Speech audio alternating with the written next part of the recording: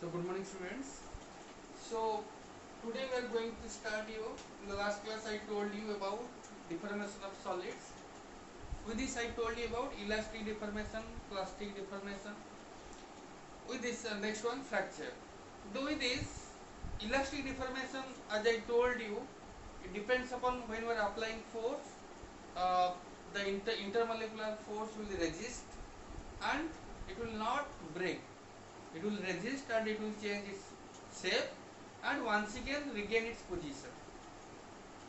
After this elastic deformation, we will see the plastic deformation. Plastic deformation means it is irreversible. That means it won't regain its shape or volume.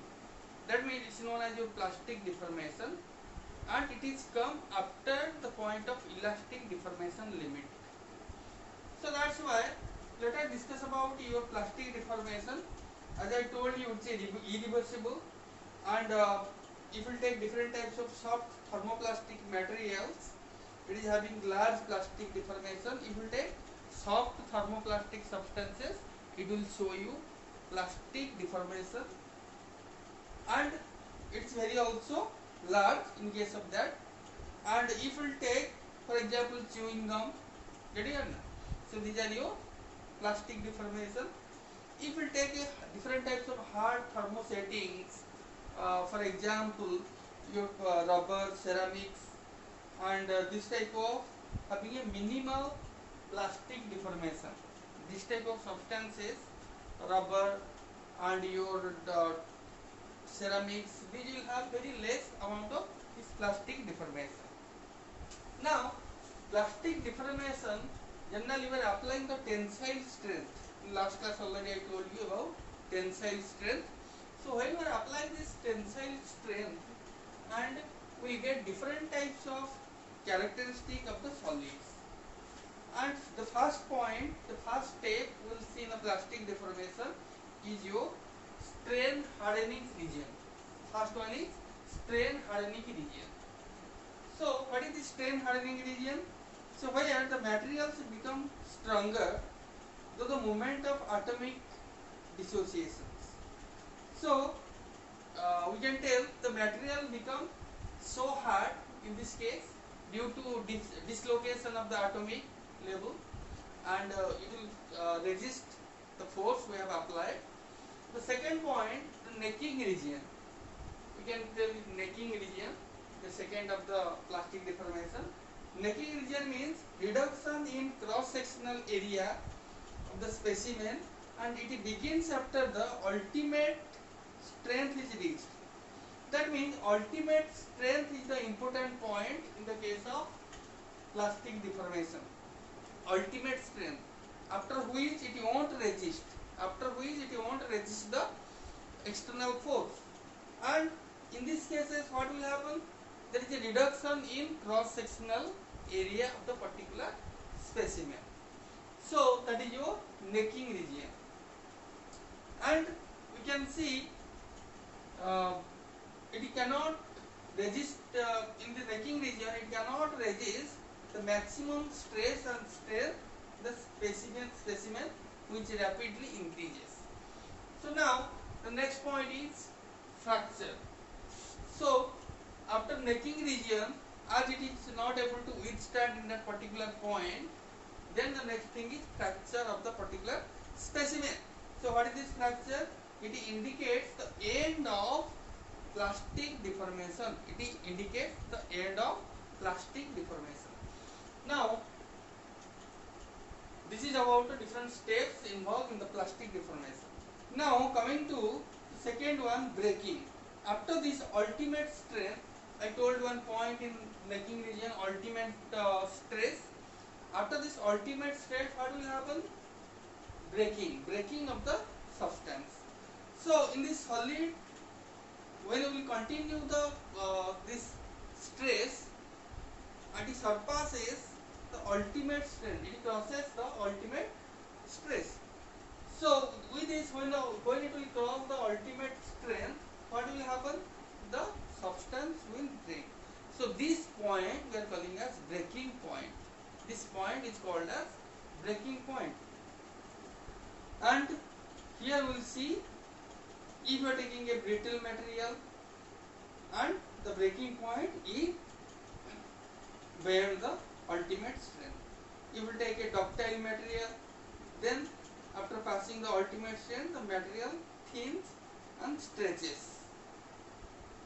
If you are taking different types of material, if you are taking a brittle substance, then what will happen? Then after this ultimate strength, when we will cross the ultimate strength, then what will happen? It will, breaking point will be just nearer to ultimate strength. If you are taking a ductile substances, then after crossing all these ultimate strength, it will get the breaking point. Now coming to the next one, shear modulus. So shear modulus we can define, it is a change in shape of an object caused by pushing in the top and bottom of the surface in opposite direction. That means if you are taking a particular substance, then we from the top and bottom,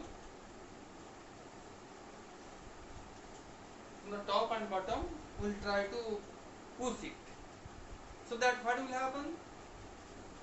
We get a particular change in shape of the particular substance. So here we can tell two things we are taking: shearing stress and shearing strain. Shearing, what is shearing stress here? It is the force per unit area. Shearing stress means force per unit area. You can write F divided by F. Force per unit area. Now shearing strain, it is the distance of the top surface has moved relative to the bottom divided by perpendicular distance between them. So here we can write the change in distance from the top to bottom. When you are pushing from top to bottom, what will happen? There is a change in distance between the two levels. So that point we are writing as your shearing strain in case of shearing modulus. So here the both things, the shearing stress and rate of shear, shearing strain, are proportional, directly proportional. So when we can write shearing stress is directly proportional to shearing strain. So when we remove the proportionality constant, we will get a proportionality constant, that is S. So that is we are calling a shear modulus. Now coming to next one, Haeckel equation. So Haeckel equation generally it's a variation in volume. So in case of shear modulus we are seeing change in shape, but in Haeckel equation what we will see? We will see a volume, change in volume, or we can tell it's a bulk modulus type, that means change in volume of the particular substance. So let us discuss about what is this Haeckel equation. So Haeckel equation, it's a theory which measured due to decline of voids present inside the substance, decrease in voids. Voids means the spaces between the particles present in the particular substance known as voids, and it follows first order reaction. As per Haeckel theory, it follows first order reaction. So in this we will see the equation ln of V by V minus VA is equal to Kp plus VO divided by VO minus VA. What are these? V. So here V means volume of applied pressure. VO means original volume of the powder. VA means volume of powder excluding voids. And K means constant, that is related to your voids, related to your pressure of the powder. P means it's your applied pressure. So these are the points what I told. These are all your original volume, volume of the powder excluding voids, and applied pressure P, and K is a constant related to yield pressure of the powder. So these are the different terms we got here. Now there is another term that is known as porosity, which is related to void spaces. So generally we can tell your porosity means your total volume of void space to the bulk volume. porosity is a term which is related to void spaces. So we can tell porosity is equal to your total volume of void space with bulk volume of the powder. With bulk volume of the powder. Bulk volume is total volume of the powder. So in this, the porosity also related to void spaces. So we can replace porosity in the Haeckel equation. If we replace E here, we can see here the same term V divided by V minus dA is equal to your porosity. So we can write here ln is equal to 1 divided by E. 1 divided by E, 5 we wrote because it is reciprocal. We can see here it is V divided by V minus V0, but porosity is V minus VA minus divided by V. It is reverse. So we can write 1 divided by E, or reciprocal of porosity, is equal to Kp plus V0 divided by V0 minus VA. So these are your Haeckel's equation. Now coming to bulk modulus, which is related to this Haeckel equation. Bulk modulus means it is a volume stress. We can write your delta P. It is your volume press. We can take volume stress. We can write. It is the ratio of force to the surface area. It is a ratio of force to surface area. Whatever previously always remember, stress means it's a force per unit area. But here it's volume per unit area, because here there is a volume expansion. So that's why we are writing volume per unit area. And volume strength is equal to ratio of change in volume with original volume. Ratio of change in volume to original volume. It is known as your volume strength. So two things we get here. One is your volume stress, volume strength in case of bulk modulus. Now coming to the final equation, what we got in the bulk modulus is equal to delta P is equal to minus B divided by delta P minus P, because volume stress is directly proportional to volume strength. Volume stress is directly proportional to volume strength. So when it is directly proportional, we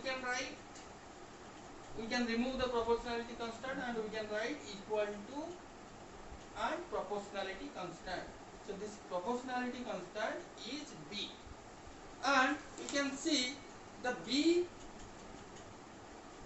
the negative sign we are getting here, that includes the increase in pressure will produce a decrease in volume. The negative value because we are getting a decrease in volume. When we are pressing from both sides, what will happen? The volume will decrease. So that's why there is a decrease in volume. So that's why we are writing negative sign here, negative minus B. And also there is a term also we get compressibility. The compressibility is also related to this your bulk modulus. So compressibility means it is reciprocal of your bulk modulus. So we can get another term here, compressibility. So this compressibility means 1 divided by bulk modulus, or we can write minus B, 1 divided by minus B. So bulk modulus is the reciprocal of compressibility, the reciprocal of bulk modulus. So this is all about your solid deformation of solids. We have completed. What are the parts there? The bulk modulus, elastic deformation, plastic deformation, and Haeckel's equation. So all things we have completed in the solid deformation. Thank you.